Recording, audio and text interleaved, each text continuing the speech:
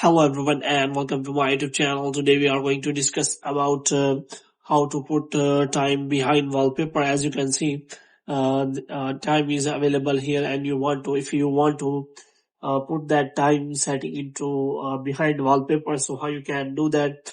For this, what you have to do, you have simply watch this video completely. So before doing that, you have to make sure that you have installed the latest iOS 26 on your iPhone. So for this, you have to simply go to Journal, and after that, you have to simply go to Software Update, and you have to make sure that you have installed the latest iOS 26 on your iPhone. And after that, you have to simply go back. And now, what you have to do, you have to simply go to the wallpaper settings, and here you have to simply check for the wallpaper setting. And you have to simply click on Customize Wallpaper.